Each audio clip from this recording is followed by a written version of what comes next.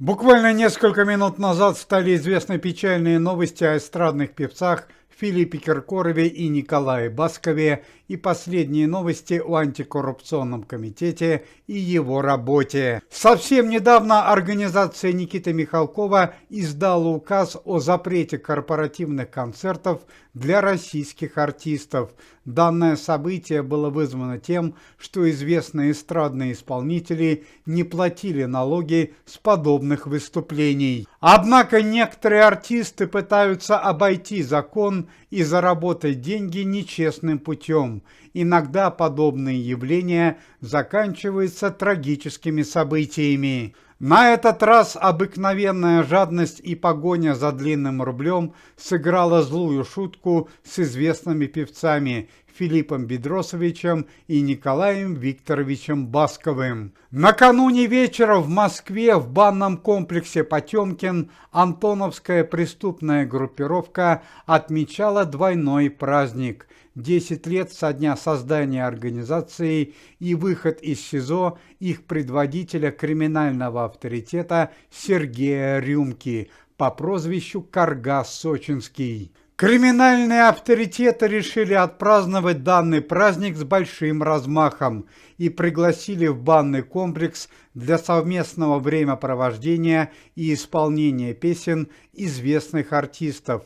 Старый состав группы «Стрелки», музыкальную группу «Любовные истории», Лолиту Милявскую, Николая Баскова и Филиппа Киркорова. Зная, что криминальные авторитеты обычно не скупятся на хорошие гонорары, известные артисты с удовольствием приняли данное приглашение. После исполнения музыкальных песен и употребления спиртных напитков криминальные авторитеты разделили известных артистов на несколько групп и повели их в отдельные сауны. Николай Басков и Филипп Киркоров остались наедине с 10 преступниками в 4-местной сауне с бассейном и бильярдом. Сначала известные артисты не показывали признаков волнения.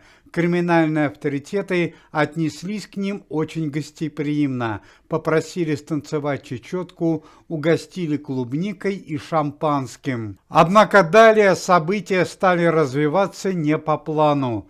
Николай Басков, который в молодости занимался бильярдом, выиграл 3 партии у известного криминального авторитета Сергея Рюмки, в результате чего криминальный авторитет сильно расстроился. Ну а позже произошло неожиданное событие.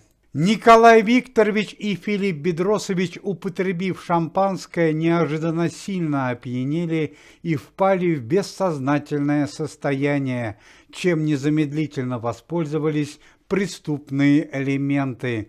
Возможно, в спиртных напитках находились сонные препараты. Уже позже трагического события Николай Викторович со слезами на глазах дал короткое интервью «Комсомольской правде». Цитата. «Попадать в такие ситуации – это страшно и больно, но я выдержу и перенесу эту боль в память о своей маме». Напомним, что мама Николая Баскова, Елена Баскова, трагически погибла в июне прошлого года в результате обрушения балкона жилого дома. Как стало известно, Филипп Киркоров и Николай Басков, а также другие участники банной вечеринки не стали подавать заявления в полицию.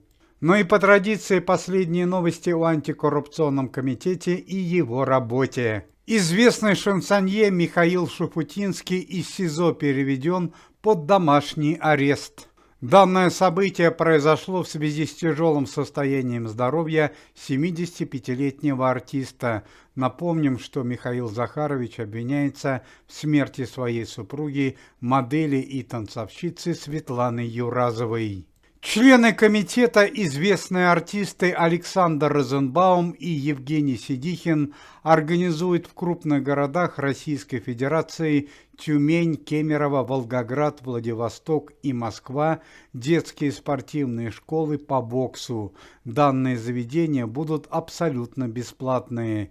Спортивные школы откроются в июле текущего года. Вчера открылся еще один бесплатный проект антикоррупционного комитета. В городе Ханты-Мансийске заработала бесплатная детская музыкальная школа под руководством Раймонда Паулса. Никита Михалков в связи с чрезвычайной ситуацией в антикоррупционном комитете предложил выдавать всем сотрудникам табельное оружие, а также возложить на членов комитета во время опасных проверок все права и обязанности полицейских. Уважаемые зрители, если вы желаете выздоровления членам комитета и поддерживаете их деятельность, то можете поставить лайк под видео и написать поддерживающий комментарий.